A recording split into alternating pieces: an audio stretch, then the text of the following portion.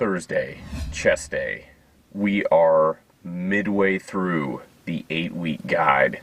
Now, we already did a chest video a few weeks back, so we're not going to go through every little step of that again. If you want to see our chest routine, you can click on the video right here or look at it in the description. But we wanted to go over some of the chest workout because we had a lot of questions regarding our range of motion. So we started with the flat bench barbell press, which is, I feel, one of the best exercises to build the overall chest. The range of motion on this one is all the way down, touching the chest, getting the full stretch in the fibers, and then only coming about 3/4 of the way up. And a lot of the comments were answering the question already, why the range of motion is that way, but we'll just go over it again. And it is because it's putting more stress on the chest, less on the triceps in the front of the delts. You lock it out, that's more... It's, I guess, better form if you're doing more of a powerlifting thing because you want to get the full stretch, the full touch the bottom, the full lockout the top to be a complete lift. But for us, we're just trying to stretch the chest and make sure we develop that the full chest throughout that range of motion and take out the triceps and the front delts. Next on was the barbell incline press, which is focusing more on the clavicular portion of the chest, or the fibers of the chest, which is the upper portion. And same kind of range of motion, really just trying to put the stress on the chest. And then we moved on to dumbbell flies, which is isolating the chest, really concentrate on the stretch on this one, come all the way down, really feel like it's pulling those fibers, trying to keep the shoulders relaxed and not pronate too much. And coming about 10 to 12 inches apart at the top to keep that stress right on the chest so it doesn't relax the top position. Right next to dips, we did weighted dips on this one. Again, focusing on the stretch as much as you can, not complete lockout, not trying to hit the triceps on this one. And since we did all these stretching movements, more of the kind of widening the chest or even focusing on the stretch, we go on to the cable crossovers, which is focusing on the lockout. So we're crossing over, getting all those fibers in the middle of the chest, really trying to pull out some of the definition in that line that separates the chest. So that's trying to hit all those sides, the top, the clavicular portion, the fibers, the bottom, the outer portion, and also the inner portion as well. And something to keep in mind as well as you're working out any body part is you're really focusing on that body part itself. Sometimes we get a little too preoccupied with just finishing a rep, 1 rep, 2 rep, 3 rep. You're just trying to get those, everyone's always saying, how many reps do you do per set? Sometimes it's not so much about the reps, it's about the muscle you're working. Concentrate on that body part. If you're working chest, don't just think, hey, I have to get 12 reps in. With every rep, focus on that chest, such with flies. Think about the chest, think about the muscles you're working. All throughout the rep, you're just focusing on that body part because that's what you're trying to do. You're trying to isolate that body part and make it grow. It's not so much just trying to get it over with, it's just really concentrating on that muscle. It's that mind and body connection. As you're doing the fly, just think about chest all the way up and just squeeze that chest with every rep. You're going to find that your chest is, or any body part you're working, is much sorer and much more worked when you do it that way because you're just focusing on that body part as opposed to just trying to get through with the workout.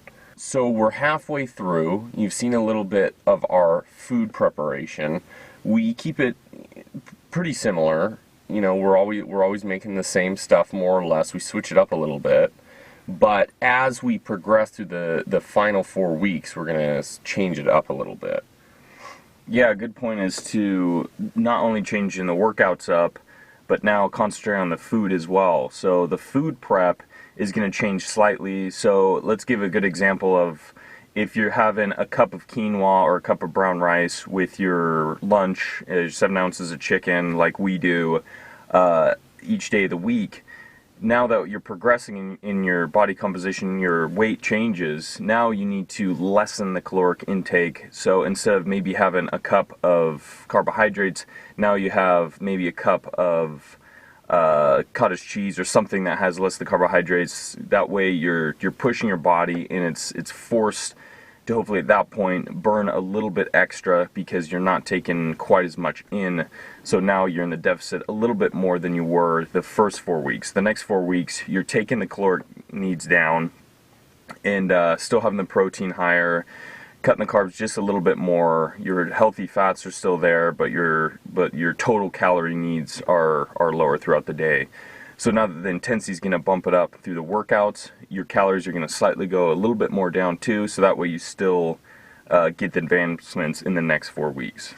And basically what we're trying to say is you're just changing it up at all times. That's what, we're big believers in that. As much as you want to stay consistent with your workouts and your eating, you also want to switch them up as well. You just got to, when a lot of times people say they're not seeing any difference or changes in their body, it's just because they're doing the same thing over and over and over. If you really want to see that change, and for instance your goal is to get lean, you want to lessen your calorie intake a little bit and up the intensity of your workouts, which we're going to start to do. That way your body is always just getting the full benefit of everything you're putting into it. Yeah, I mean, a good quote is, or not necessarily a quote, but a good kind of thing to live by is remembering the definition of insanity is doing the same thing over and over again and expecting different results. So if you do the same thing over and over again and expect different results, even either be through fitness or food or anything, and then expect some change, then you're going to go insane and you're going to quit because nothing happens different. So you always got to switch it up. And it's all about finding what works for you. Once again, everyone's going to be a little bit different. Look at WD-40, okay? It took that guy 40 times to get it right before he finally found the right, everything came together and he made his mix. It's the same thing with your body. It may work on the first time, but it may not work on the first time. You're going to have to try different things. So do not get frustrated if it doesn't work right away and you go, oh man, it's been 4 weeks and I don't see this amazing change in my body. Hopefully, through these 4 weeks, at least you've seen something. At least you feel motivated. At least you want to, at least you've found maybe one exercise you'd never thought of before, one food. That's what really matters, is just that excitement to get up in the morning. That's what matters. That's what drives people. That's where so many people fail. You could know everything, but if you do nothing, you're never going to accomplish your goals. So that's what it's all about, and that's what we're trying to do now. And that's why we're sitting in the truck at 5 a.m. in the morning. Get ready to get in the gym, all right? It's not maybe the on the top of our list, but it's getting in here and doing it that matters, and that's what it takes at the and end you of the feel day. really good afterwards. Exactly. I mean, you might not feel good at first and you might be tired and want to hit the snooze button, but after you get it done, you're so thankful you have, because then you can look in the mirror and look at yourself and be proud of what you did. Show me one person that you may have to drag them kicking and screaming to the gym, but show me one person that's been out of shape after the gym.